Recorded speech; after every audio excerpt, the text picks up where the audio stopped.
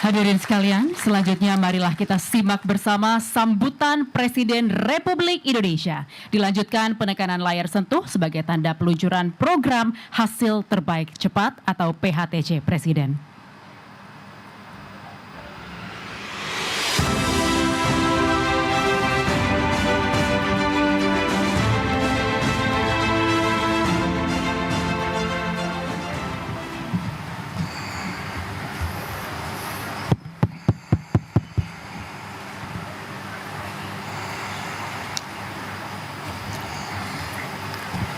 Bismillahirrahmanirrahim. Assalamualaikum warahmatullahi wabarakatuh. Selamat siang. Salam sejahtera bagi kita sekalian. Shalom, salve, om swastiastu, namo buddhaya, salam kebajikan. Saudara-saudara sekalian, Menko PMK, Menko Pembangunan Manusia dan Kebudayaan, Profesor Pratikno yang saya hormati, Menteri Pendidikan Dasar Menengah, Profesor Abdul Muti yang saya hormati, Kepala Staf Kepresidenan, Letnan Jenderal TNI Purnawirawan AM Putranto, Sekretaris Kabinet RI, Letnan Kolonel Infanteri Teddy Indra Wijaya yang saya hormati,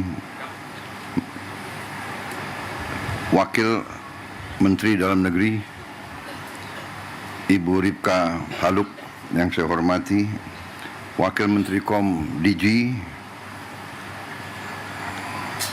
Komunikasi dan Digitalisasi Saudara Angga Raka Prabowo, Ketua Komisi 10 DPR RI Saudari Hetifah Saifuddin, Wali Kota Bogor yang saya hormati Saudara Dedi Abdurrahim, Kepala Sekolah Dasar Negeri 5 Cimahpar, Kota Bogor, Jawa Barat, Saudari Titin Sutini, para guru dan tenaga pengajar, anak-anakku, para siswa-siswi dari seluruh Indonesia yang hadir langsung maupun melalui video conference. Saudara-saudara pers media, serta seluruh hadirin undangan yang saya hormati, dan saudara-saudaraku yang mengikuti acara ini dimanapun saudara berada. Tentunya sebagai insan yang bertakwa, marilah kita tidak henti-hentinya memanjatkan puji syukur kehadirat Allah SWT, Tuhan Maha Kuasa, Tuhan Maha Besar, yang memiliki sekalian alam, atas segala karunia, atas kesehatan yang masih diberikan kepada kita, sehingga kita dapat berkumpul hari ini untuk memperingati Hari Pendidikan Nasional 2025 pada tanggal 2 Mei saat ini. Kita mengerti semuanya bahwa pendidikan adalah jalan yang sangat menentukan bagi suatu kebangkitan, bagi kebangkitan suatu bangsa dan negara. Tidak mungkin kita menjadi negara sejahtera, tidak mungkin kita menjadi negara maju kalau pendidikan kita tidak baik, pendidikan kita tidak berhasil. Pemerintah Republik Indonesia secara beruntun, dari pemerintah ke pemerintah, dari masa ke masa, selalu menempatkan pendidikan sebagai hal yang paling utama. Seluruh elit bangsa menyadari hal ini dan menggariskan strategi pembangunan bangsa yang sudah baik dan sudah benar. Dibandingkan beberapa negara lain, negara kita menempatkan pendidikan sebagai yang teratas dalam APBN, dalam anggaran pembiayaan dan belanja negara. Pendidikan yang paling pertama. Kalau tidak salah, APBN sekarang ini mungkin yang tertinggi selama sejarah Republik, di atas mungkin 22%. Kita bandingkan dengan negara lain. Negara India yang utama nomor satu adalah pertahanan. Memang mereka mengalami kemungkinan ancaman terhadap pertahanan mereka. Kita bersyukur bahwa cukup lama berkat kepemimpinan presiden-presiden kita terdahulu, bangsa kita relatif mengalami berapa puluh tahun masa relatif damai. Memang ada berbagai krisis, berbagai gerakan separatis, tapi secara garis besar bangsa kita tidak mengalami perang besar mungkin sudah 60 tahun lebih. Kita bandingkan dengan negara Eropa, tempat lahirnya demokrasi, perang besar sekarang. Di Timur Tengah hampir tidak pernah berhenti perang. Di Palestina, di Gaza, di Suria, di Lebanon, di Irak, di Yaman, di Libya, di Sudan, sebut saja. Eritrea, Somalia, Chad, Mali, perang. Kita harus bersyukur. Untuk itulah masa sekarang karunia besar dari Yang Maha Kuasa, masa damai, keadaan damai, bukan buah yang jatuh dari pohon. Masa damai bukan sesuatu yang jatuh dari langit. Masa damai adalah upaya pemimpin, upaya pemerintah untuk menjaga keselamatan rakyatnya. Dan dalam masa damai ini, marilah kita semua unsur bangsa, marilah kita gunakan kesempatan ini untuk membangun negeri dengan kecerdasan, dengan kearifan, dengan hati yang bersih, dengan kejujuran, sehingga kita bisa membangun masa depan anak-anak dan cucu-cucu kita. Pendidikanlah yang menentukan apakah negara ini mau jadi negara miskin atau negara ini mau jadi negara yang baik untuk rakyatnya. Pendidikan yang menentukan. Pendidikan sudah dapat alokasi yang besar, tapi marilah kita waspada, mari kita jujur kepada diri kita sendiri. Tidak kita mencari kesalahan siapapun. Mari kita jujur kepada diri kita sendiri.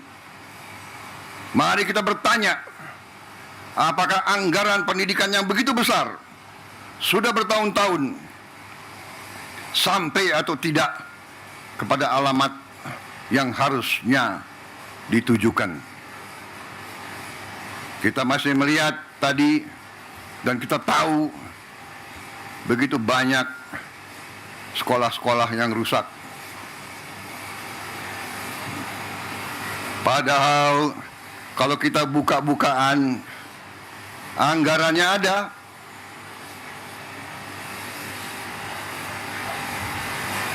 Bagaimana bisa satu sekolah toiletnya hanya satu, WC-nya satu, bagaimana bisa? Ini saya ingatkan tanggung jawab dari pemerintah daerah, tanggung jawab dari wali kota, bupati, gubernur, bersama-sama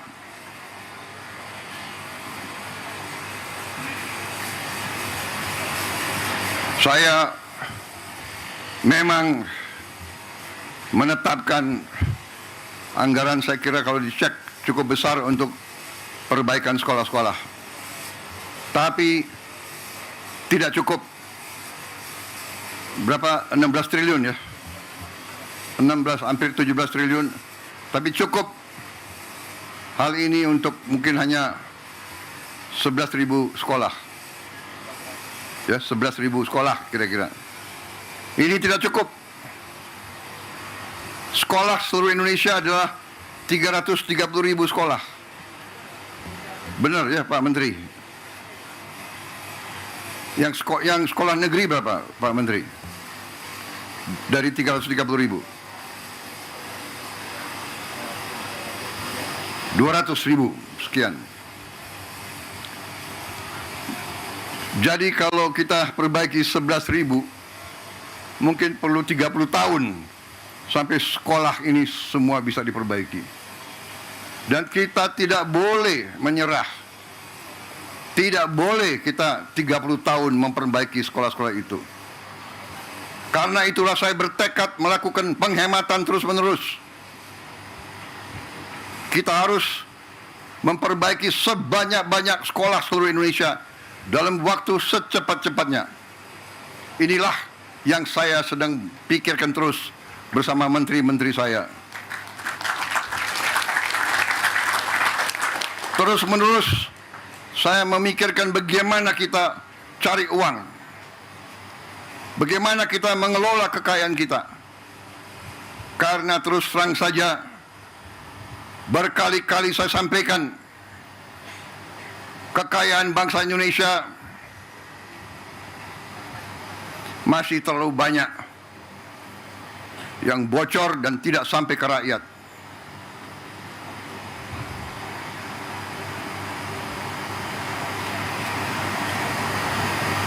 Terus-menerus saya himbau jajaran pemerintah, para pejabat, para birokrat, saya himbau terus, berbuatlah yang terbaik untuk rakyat.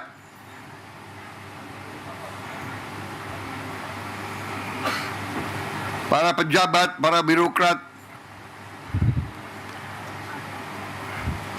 diangkat, dibiayai oleh negara, digaji oleh negara. Hendaknya anggaran untuk rakyat, anggaran untuk pelayanan rakyat, hendaknya jangan diselewengkan, jangan dikorupsi dengan segala akal.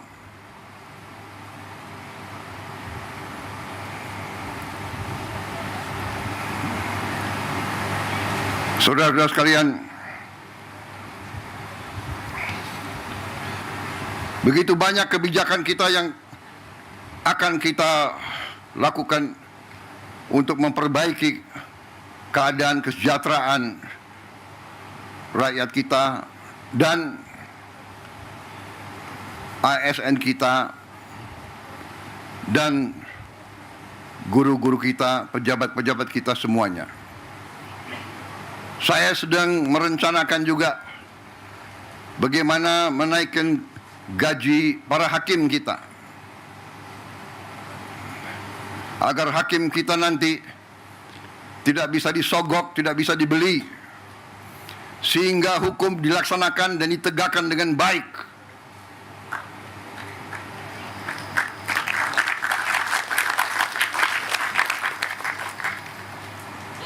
Saudara-saudara sekalian, kalau kita melaksanakan pengelolaan manajemen yang baik, manajemen yang akal sehat, bahwa setiap dana akan dikelola dan digunakan sungguh-sungguh untuk kepentingan rakyat, saya berpikir kita bisa mempercepat perbaikan sendi-sendi kehidupan bangsa, antara lain memperbaiki semua sekolah-sekolah di seluruh Indonesia. Ini sasaran kita. Saya menggunakan istilah hasil terbaik cepat. Kita harus berkumpul otak-otak terbaik bangsa, berkumpul untuk melihat cara-cara solusi yang terbaik cepat. Bukan terbaik, tapi penyelesaiannya 30 tahun. Bukan terbaik, tapi kita tidak tahu kapan selesainya. Terbaik, cepat. Ini kewajiban, ini tuntutan zaman. Bangsa-bangsa lain sedang berlari menuju kemajuan. Kita tidak boleh ketinggalan. Kita negara yang besar, negara yang kaya. Tidak pantas kekayaan kita tidak kita jaga. Kita menjadi bangsa yang bodoh kalau kita tidak bisa menjaga kekayaan kita.